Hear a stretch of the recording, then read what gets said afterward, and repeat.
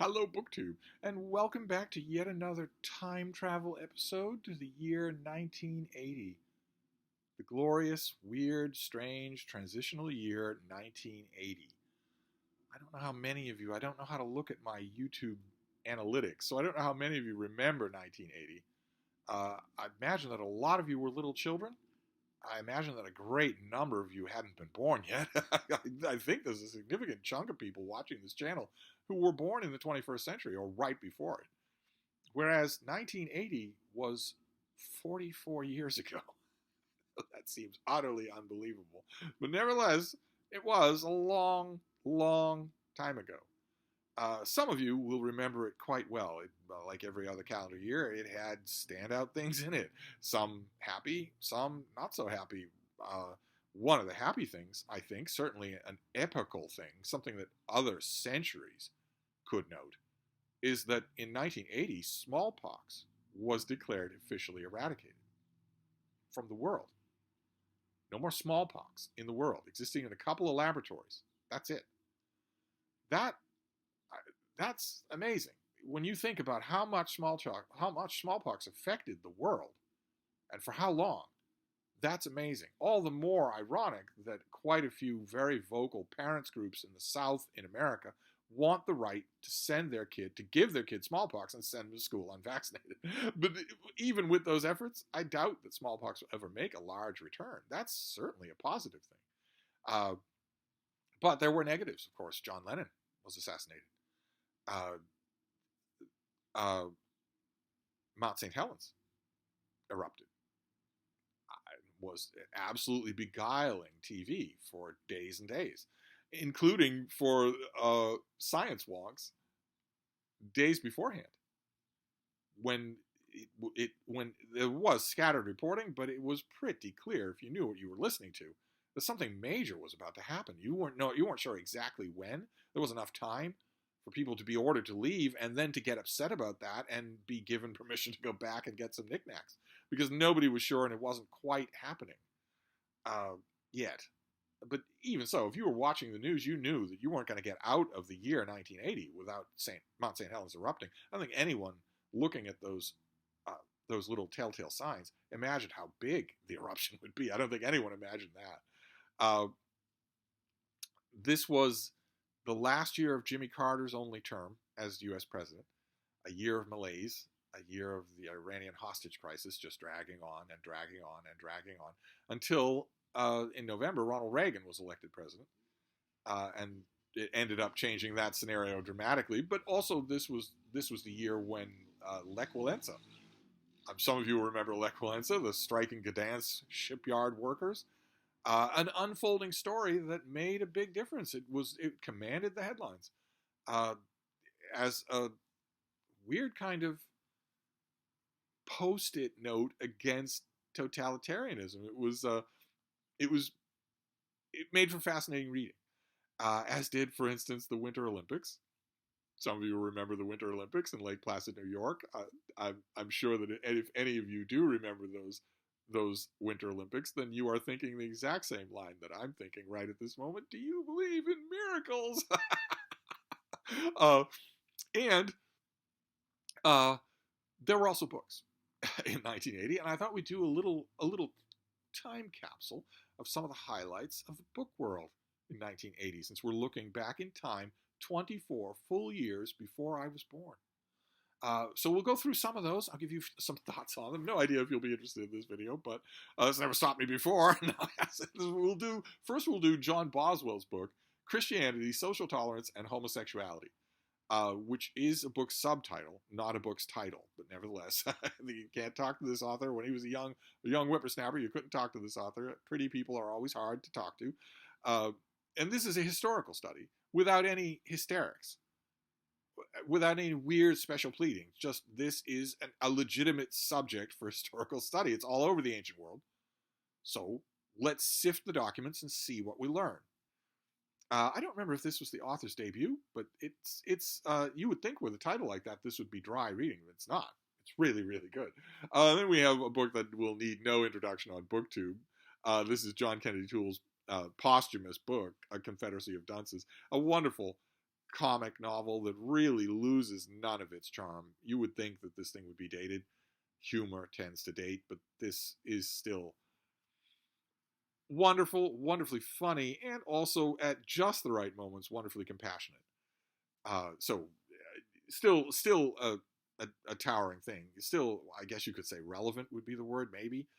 Not so for our next book, which was it was taking advantage of when it came out. It was taking advantage of a television phenomenon, but it's a science work. It's a work of popular science, and aside from the poetic speculation in it, most of the facts are have been superseded by later facts. This is Cosmos by Carl Sagan.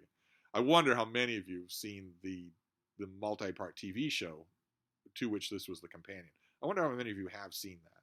I don't know if it's on any streaming service. I don't know how often it's rebroadcast. The book is wonderful. It's a little bit baggy. This is meant really the series and the book are meant to enhance a feeling of wonder about the natural world, about the solar system and the galaxy and the entire universe and the laws of physics and the marvels of science. It's meant to do that, and when that's your goal, you're going to write a kind of amorphous thing, and it's well done, but not nearly as well done as our next thing, which is probably the greatest work of fiction of this year, and that is Earthly Powers by Anthony Burgess. Gigantic work of his. It is, I believe, the best thing he ever wrote. It's a sprawling novel about two friends who take very different paths in life. One of them to the kind of cynicism that we recognize instinctively right now, and the other to the papacy. And along the way, the innumerable cast of characters and the way those two change, how you view both their own good and evil as characters, and how you view good and evil with capital G and capital E.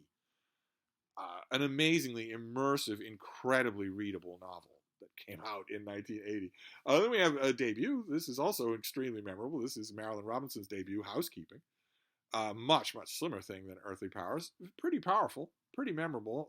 I think a lot of its quirkiness will seem just a bit heavy-handed to a 2024 audience. I'm pretty sure that neither Marilynne Robinson nor I nor anyone else who's reading this in 1980 ever imagined that we would still be here in the year 2024. The year 2024 was the kind of thing in science fiction. It was long past science fiction. You could make a TV show about a natural catastrophe that breaks the moon out of Earth's orbit, and you could set it in 1999 because anything could happen between now and then. In 1999, no one's ever going to get to see that, and it could be anything. Here we are, well past that. That's a quarter century ago. Then we have a work of nonfiction, a work of history. I've mentioned this on this channel before. I love it, absolutely love it. This is The Invasion of Canada by the Canadian historian Pierre Burton. This is part one of his big book on the War of 1812. Full of personalities, full of kinetic energy. I hate the phrase, a history that reads like a novel, but if it was ever made for any book, it was made for this one. If you don't think you're interested in a history of the War of 1812, give this thing 10 pages. You will find you are dead wrong. What I and other nonfiction champions have said on BookTube forever, that if you think all nonfiction is boring, you are not reading the right nonfiction. We say it because of books like this. So, I highly recommend. Then, this next one, I believe, was also a debut. Marilynne Robinson's Housekeeping was a debut. It got critical praise. Critics noticed this is a very, very distinct new voice. But I bet it sold probably 6,000 copies. I don't have any figures on that, but I would guess, adjusting for the size of the reading populace, I would guess that it sold 6,000 copies, maybe fewer than that, maybe 4,000. Whereas this next one, whether it was a debut or not, sold, I would say, 60 million copies, something like that. Not 6,000, not 600,000, not 6 million. More like 60 million. This was The Name of the Rose by Umberto Eco. This is his sprawling historical novel about a monk who is a detective trying to solve some increasingly gruesome murders at a monastery. From that description, you would not think that you want to read this, much less that you want to stick with it for 1,000 pages, but You would be wrong. Everyone who read this was wrong. I think this translation is by William Weaver. Not 100% sure of the person who brought this into English, but it took off, and deservedly so. It's a big, involving book. There is a segment at the beginning of this book where Eiko describes the carvings on the stone arch over a doorway. That section goes on for approximately 1,700 pages. And if you can make it past that section, boy, are you in for a reading experience. This is terrific. As you could tell from that little bit of hyperbole, Eiko does indulge himself in this book. There are periods, places here and there where he indulges himself. And I have never met a reader who didn't welcome that by the time they fall under this book's spell. So I think you will too if you somehow haven't read it. Then work of biography, probably the greatest work of biography of this year. The great Robert Massey, his huge book, Peter the Great. Also engrossing. This is not engrossing in the same way as The Invasion of Canada. The Invasion of Canada has narrative pyrotechnics. It is very much meant to make you think, hey, this is like reading a historical novel, and an exciting one.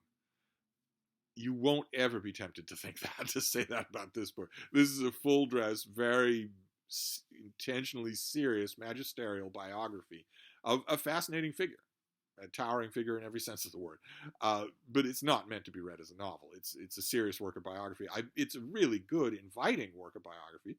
So you will still be able to read it. It is still a very enjoyable thing to read, but it's no small undertaking. Then we have a post-apocalyptic novel. I had to include this, even though if Marilyn Robinson's Housekeeping sold 6,000 copies, I'd be amazed if this thing sold 600 copies when it first appeared. This is Russell Hoban's classic masterpiece, Ridley Walker, which is a post-apocalyptic novel that is not trying to pick up the pieces of the apocalypse. This takes place long, centuries and centuries after the apocalypse. The people that are in this book have no idea that there even was an apocalypse. They have no idea about any of that. They're just living, but they're living in an altered world. And we can piece together from what the narrative goes on about our main character, we can piece together what that world must be like and what must have caused it. And it's linguistically amazing. I don't think it's like anything this author ever wrote. It really is memorable. It belongs on every science fiction list in the world, and it's never on any of them. And then, speaking of science fiction, we have The Shadow of the Torturer appeared in 1980, Gene Wolfe. Classic dystopian future romp, bitingly sharp and cynical and beautifully written, with a very annoying main character, but you end up liking him, and you end up being entranced by this world. The world is just, it sprawls. It's amazing. And it goes on. But it started with Shadow of the Torturer. By the time this book came out in 1980, I was already a longtime fan of this author. Hadn't met him yet. Hadn't talked with him yet. But I was a longtime fan of his work.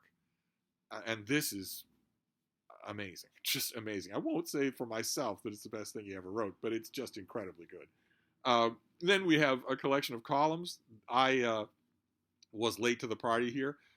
So I only became aware of this author when I read this collection. I think everyone in America felt that way. I don't think anyone was reading these columns before they were collected. Then I went and found the venue where they were appearing every month and subscribed.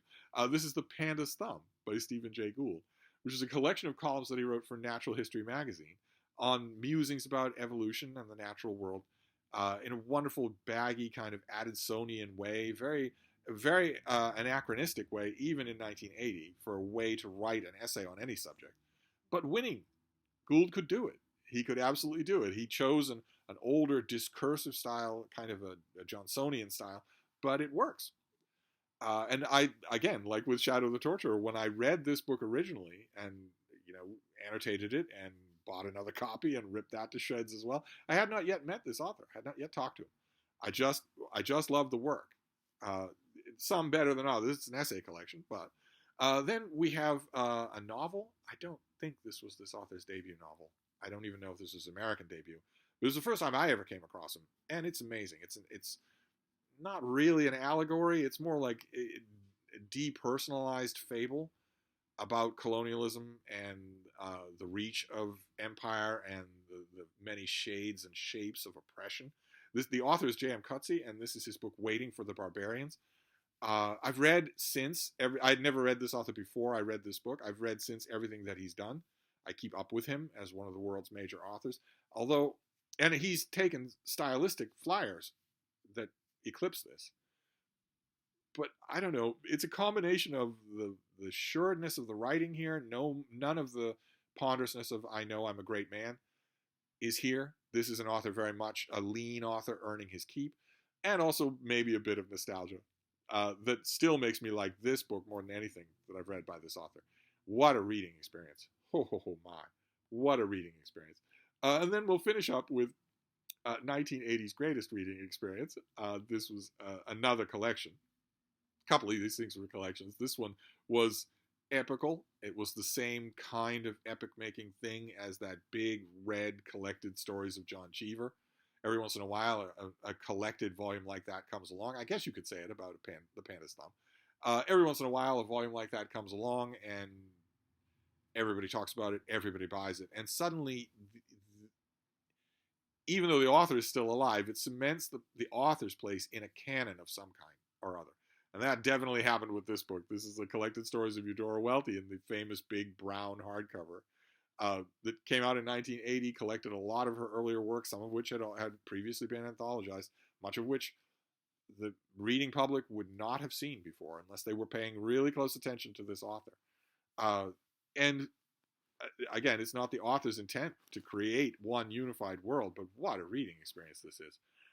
Back in 1980, once I read through it and was just slack-jawed in amazement at how great it was, I recommended it to a whole bunch of people.